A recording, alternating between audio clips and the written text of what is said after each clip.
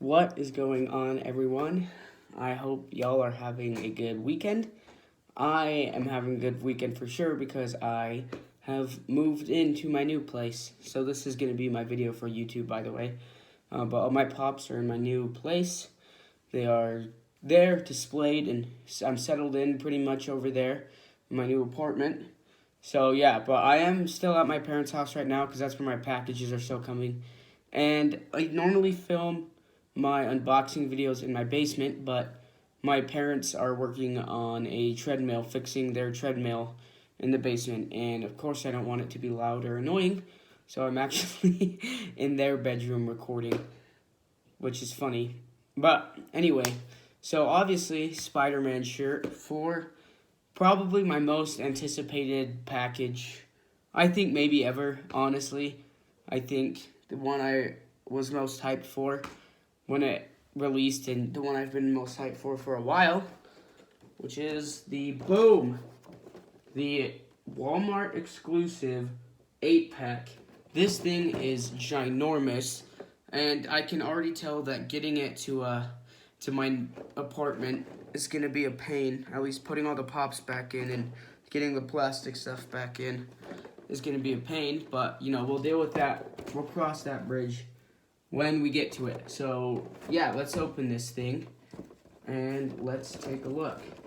Yeah, I can already tell this is gonna be a major inconvenience to unbox, but we'll get it. Oh my goodness. Yeah, I wasn't kidding when I said it would be an inconvenience. There you go. There you go. There you go. There you go. Almost. Oh, this seems so inconvenient. So, now let's take out the plastic casing. Holy smokes, dude. Oh, that thing is like stuck in there, that little display thing, yellow display thing. Nice. Well, yeah, this will probably be my, like, in-depth analysis of the characters and obviously, you know, what's going on with them. So, yeah, so let's take these out. The plastic covering off. I don't have my rotating stand either. It's at my apartment, my other apartment, which I should have thought of before. You know, I did this, but oh well. What is the one still stuck in there? Which one is still stuck?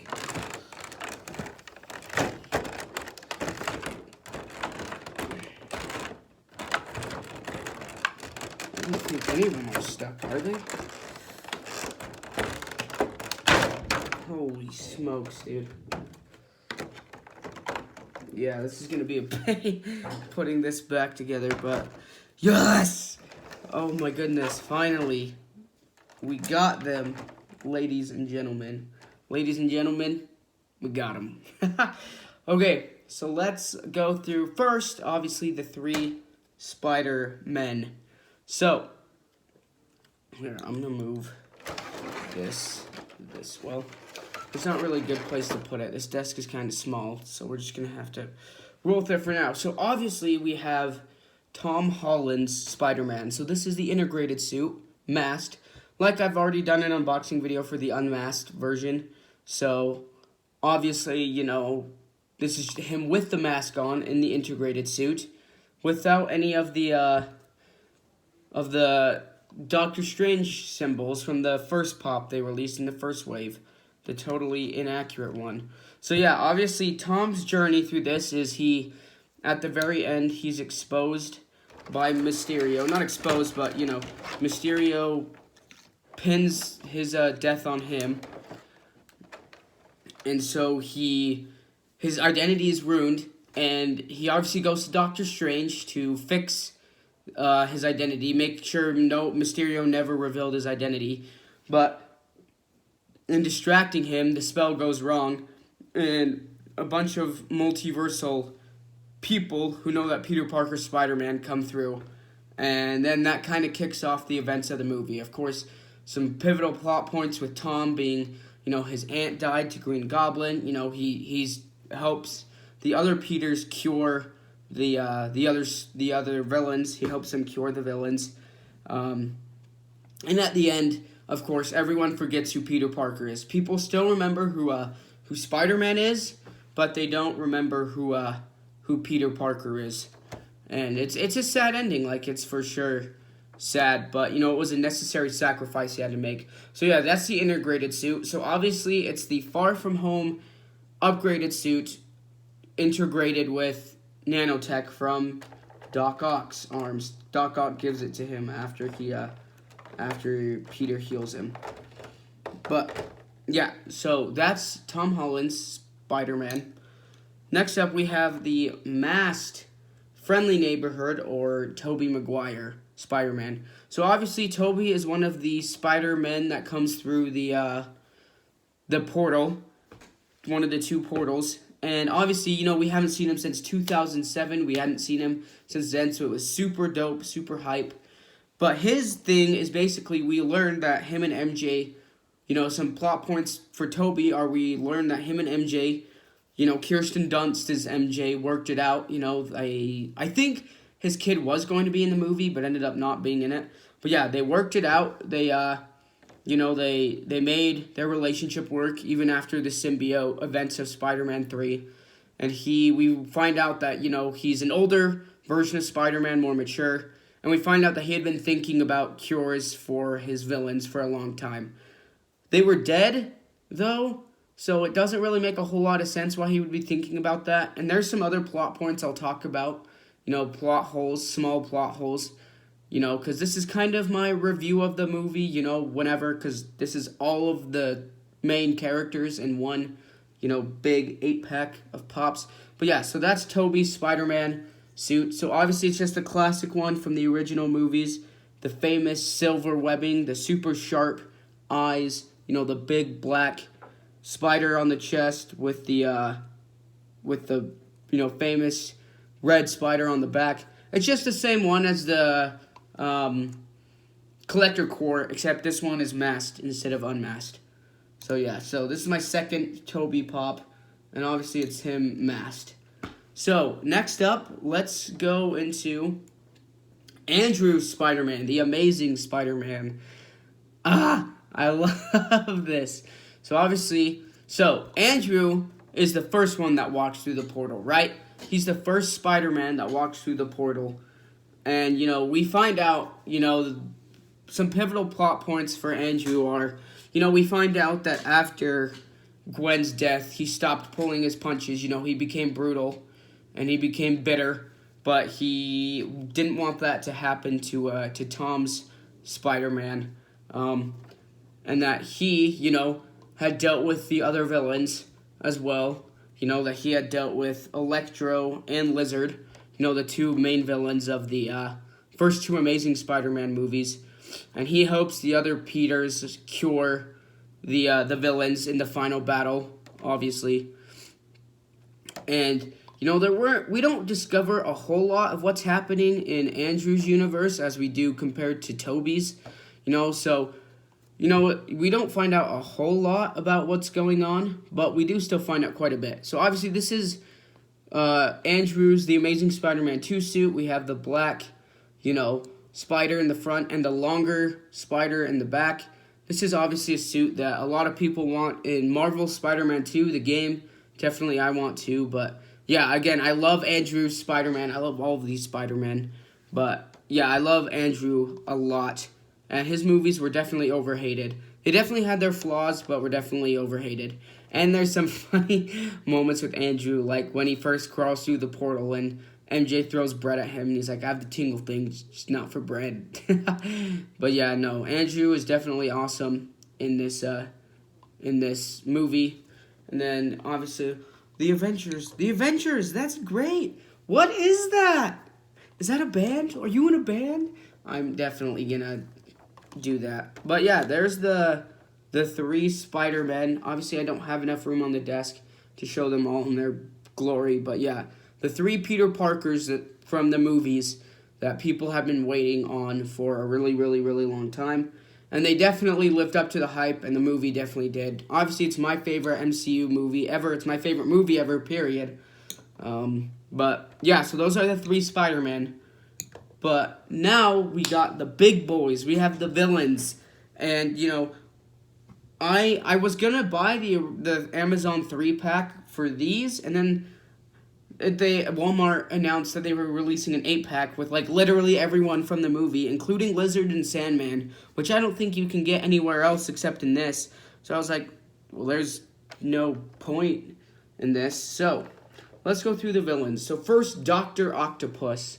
Your boy Alfred Molina as Doc Ock returns, of course.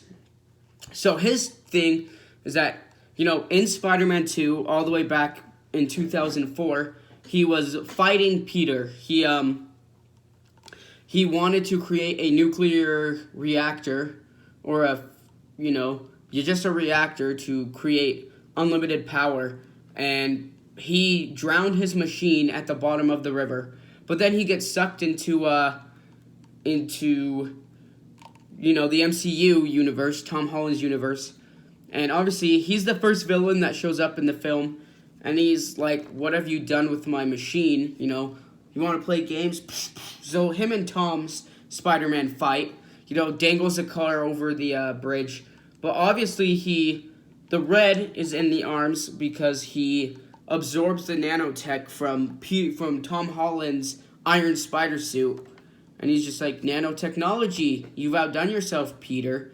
And, but later he finds out that Tom's Spider-Man isn't the Spider-Man of his universe, and then he obviously gets trapped in Doctor Strange's lair, and they all escape, though, eventually, after Peter traps Doctor Strange in the mirror dimension, and he is the first villain to also be cured. He gets cured, the chip gets taken out of the back of his neck. It doesn't show it on the pop, but the chip gets taken out on the back, and he basically becomes good again. And then he doesn't have any pivotal role to play, really, until the end when he stops Electro and helps the other Spider-Man. And then obviously him and Tobey have a sweet moment of, when they reunite, and it's like, how are you? It's been so long. How are you, dear boy? And obviously trying to be better, a quote from the 2004 Spider-Man 2. It was beautiful. But, yeah. And then it's like, what's your name? Otto Octavius. And then they all start laughing. That was pretty funny, too. But yeah, that's Doc Ock. Next up, we have Electro. So obviously, this is the same Electro from the Amazing Spider-Man 2. I kind of wish there was a version where he didn't have the mask thing, because that only shows up for a few seconds. It's only one shot, but, whatever, it's fine. So obviously, Max Dillon fell into a pool of electric eels, got bitten, became Electro, and he gets sucked into this universe. People don't really know how Electro knew, because only people who knew Spider-Man was Peter Parker were pulled in the universe.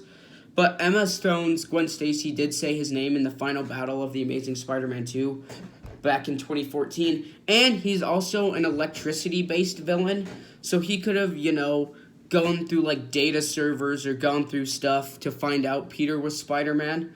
There might have been some way. It's not really clear. It isn't ever explained in the movie, and it probably should have been. But so he gets sucked into the MCU. He gets a new costume, obviously the construction jacket looking thing, and he gets a arc reactor from Stark Industries, and he's about to have all the electricity, the excess electricity sucked out of him.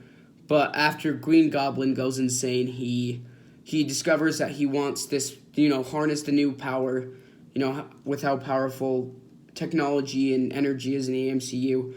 He wants to harness that, and so, he obviously takes it off, escapes, and then he wants the box back that will send them back to their universes so he can stay in the MCU and just be powerful. But obviously, we see, by the way, the arc reactor right there.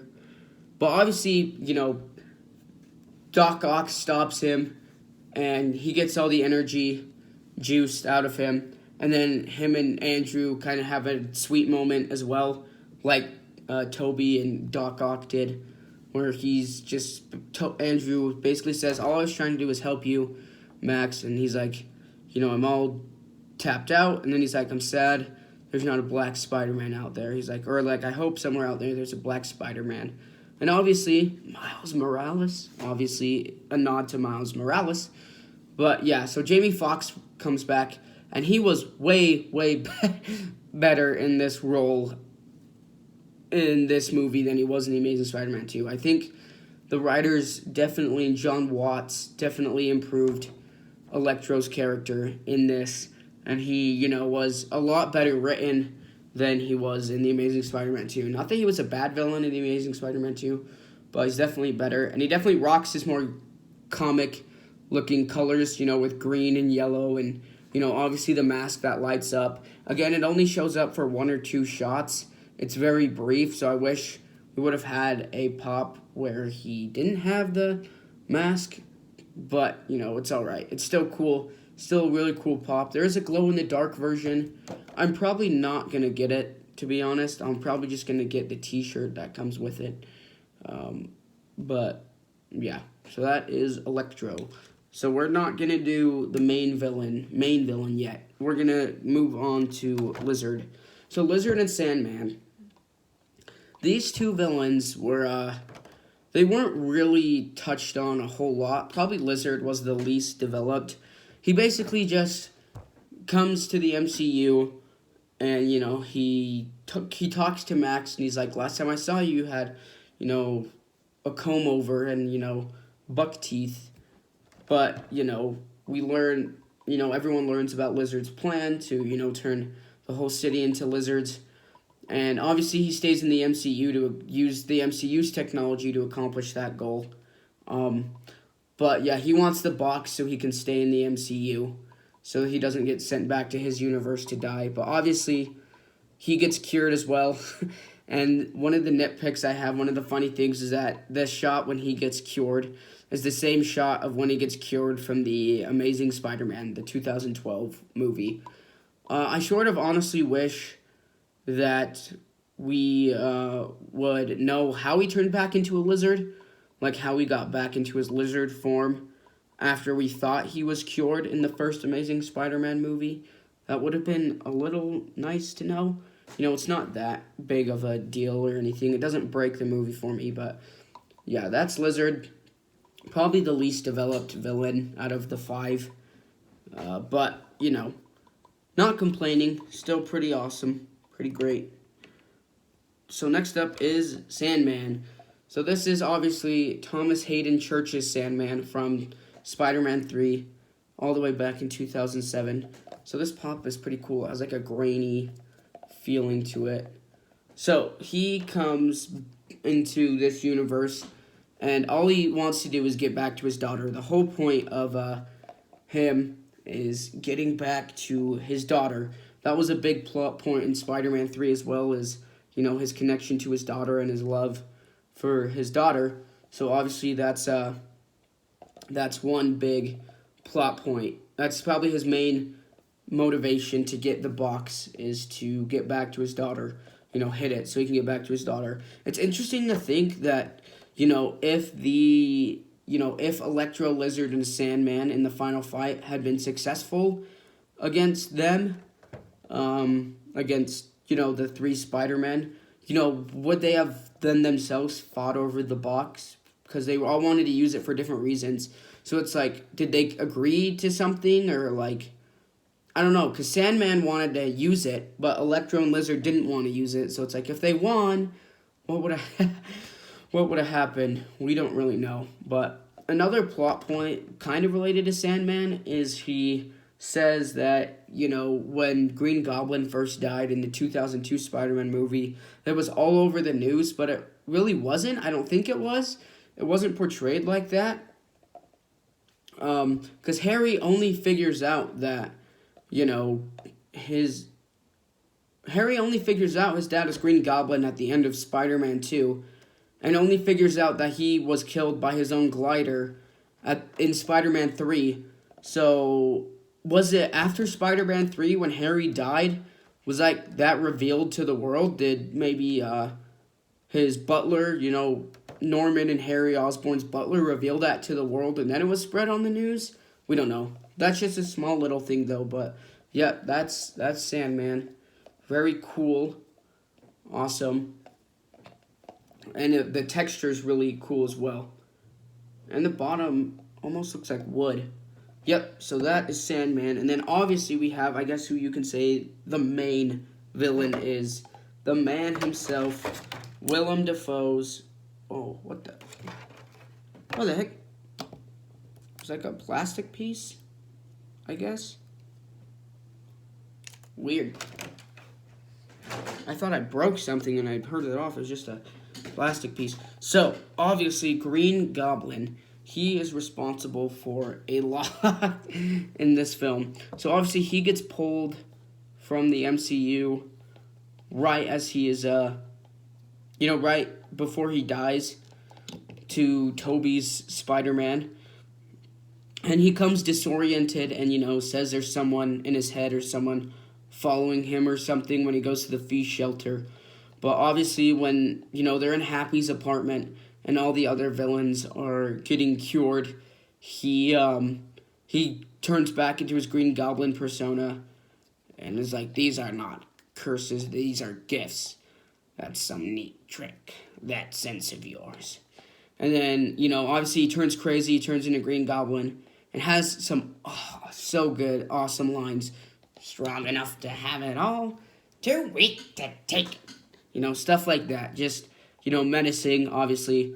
And this is the new suit that he wears. It's very similar to his 2002 suit. You can see the 2002 suit underneath, but he obviously has the hood now, the green hood, the purple, scratched coat over. Very different from his 2002 look. But anyway, so he kills Aunt May, obviously, in the apartment lobby, and this drives Peter insane, and he nearly hits the box, but they end up working on a cure. And then he doesn't show up until the very end of the movie when he throws a pumpkin bomb in the box, which makes the multiverse crack open.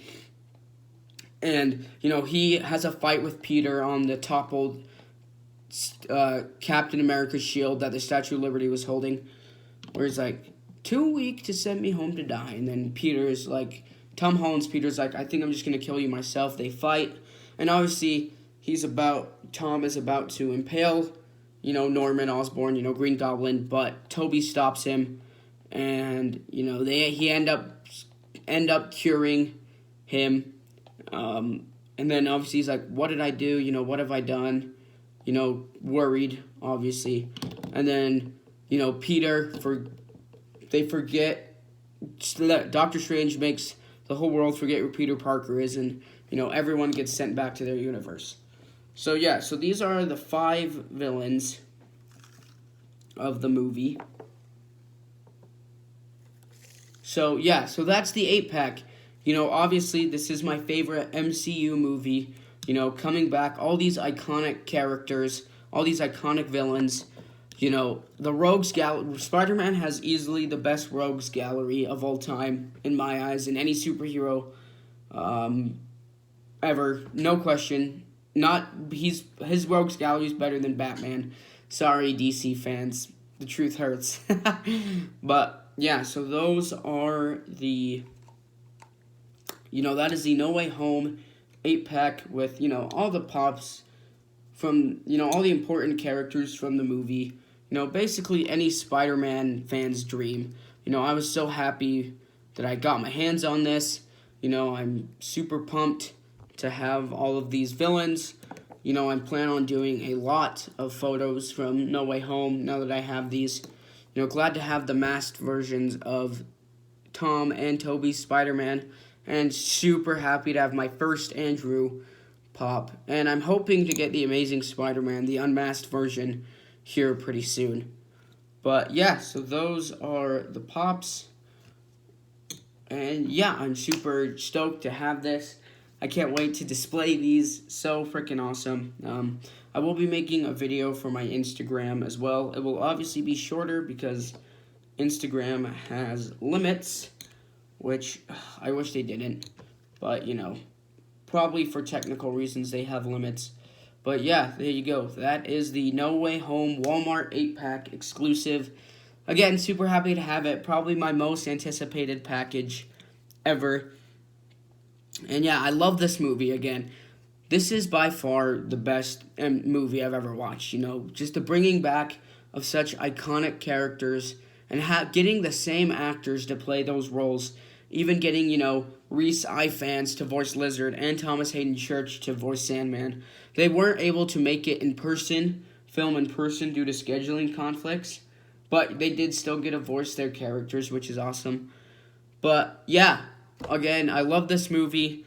You know, I'm super glad to have all these pops, super glad to be able to display them, you know, once I get back to my apartment, put them on, you know, display.